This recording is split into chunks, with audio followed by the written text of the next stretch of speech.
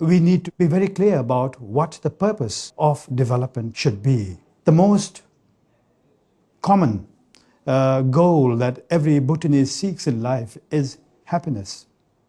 And that happiness, if it happens to be the main goal or desire of every Bhutanese, then it should be the role of the government, role of the state, to create conditions that will enable people to pursue happiness successfully.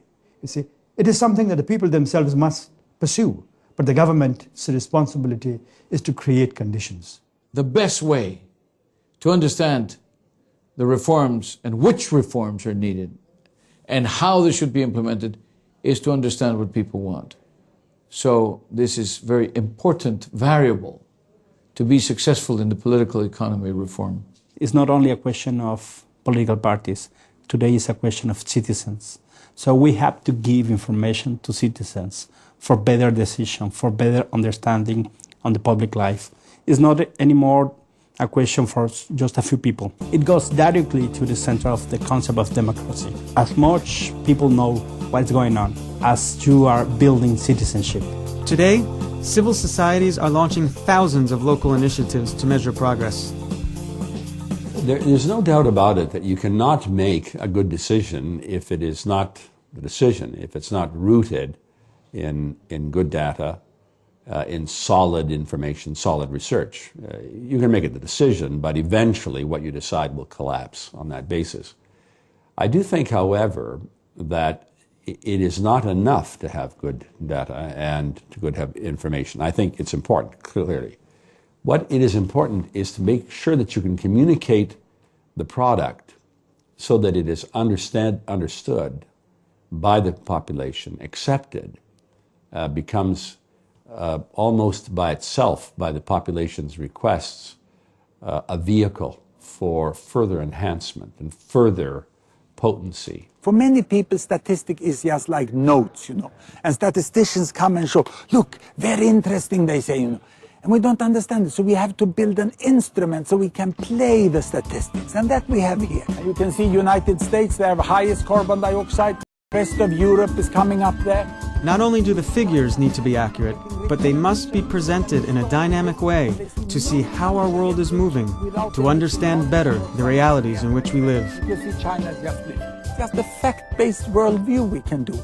I don't think it should just be tactically, directly to be used as a tool in a political debate. It should understand the world you live in. Organizations from all over the globe are getting involved. But how can this movement grow even larger? How can we make sure the work will be carried out? Where do we go from here? We approved the Istanbul Declaration. We have a blueprint. We have the concept.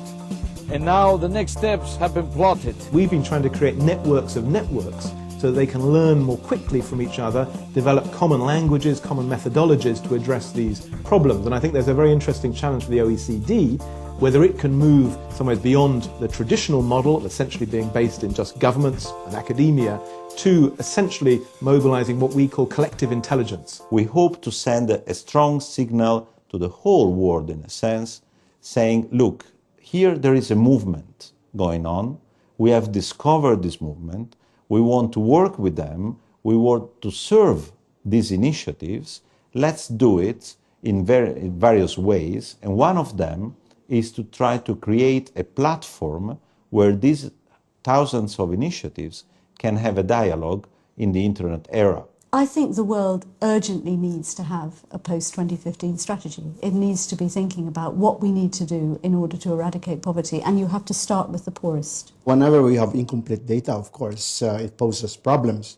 But we also know, or we let the users of statistics know, that as a developing country, we cannot afford to provide all the data that they want. Work with the OECD on developing transparent, clear set of data on measuring human progress, with the UNDP focusing more on the poor countries and the OECD focusing more on the more advanced and the middle-income countries.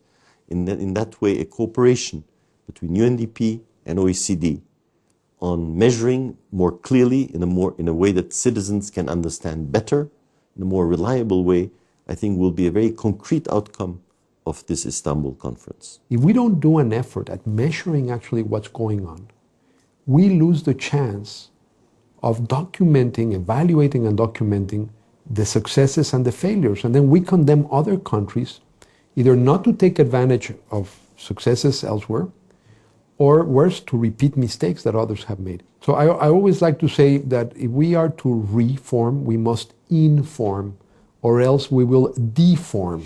This is the transparency process, and once that, somebody used the phrase, sunshine is the best disinfectant, and once that is in a society, you can't turn back. It is time to build new ways to measure the changes in our modern societies, because it is by measuring progress that we can foster progress of policy making and of democracy as a whole.